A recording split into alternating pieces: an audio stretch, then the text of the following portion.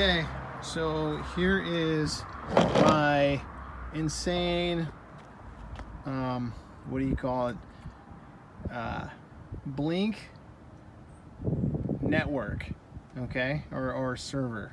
Yes, it's massive, big, massive cables and wires, I know.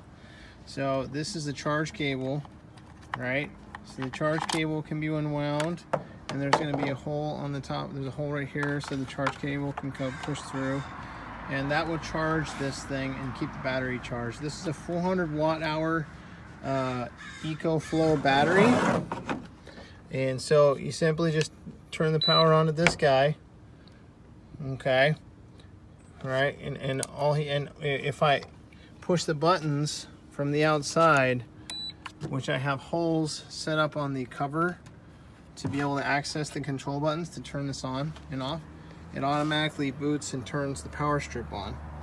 Now the power strip has a few cool things on it, right? We've got our power for the Raspberry Pi, which is serving as the server, the Edge router, which is plugged in right here, okay, which is a power over Ethernet.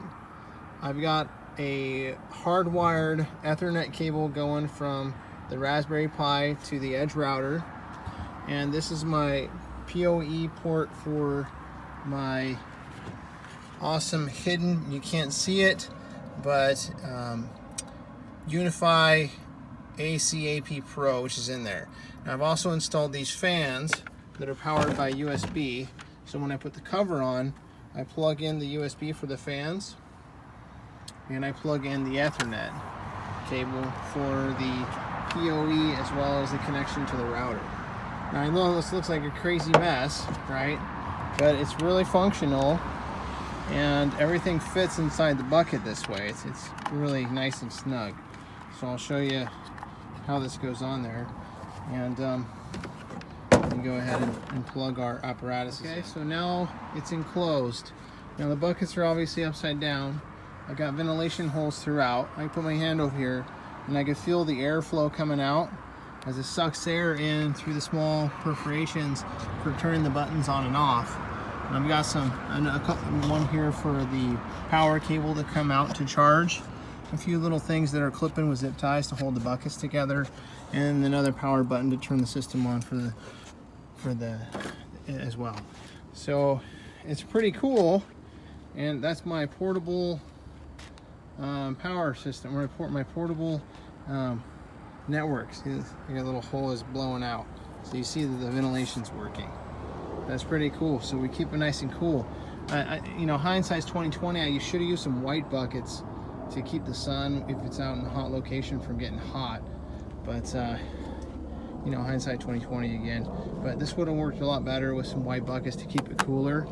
My only concern is with the power inverter in there, and with the Edge router. You know, those components can get hot. But if I've got ventilation coming in from the holes in the ports and blowing out, it's not going to heat up, just like a computer case, right? And so it'll keep it nice and cool, and airflow coming through. So yeah, that's it. It's functional, it works. So yeah, pretty sweet. Okay, so I'm recording my phone now. I'm going to go ahead and go to my network settings, and I'm already paired to the internet, or the Wi-Fi, right? Now it doesn't have any internet, but you see this full bars and reception on it, you know, and it's going to have pretty good range because those Unify LRs are pretty decent, especially outdoors. So that's connected. Okay, now I'm going to go to my blynk app. Now my blynk app already had the login admin set up, and so it's already logged in.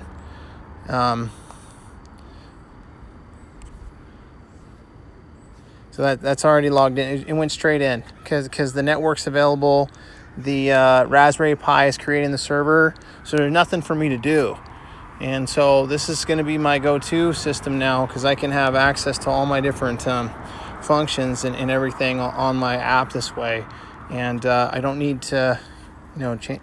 Yeah, anyway, it's all here. It's working. It's functional.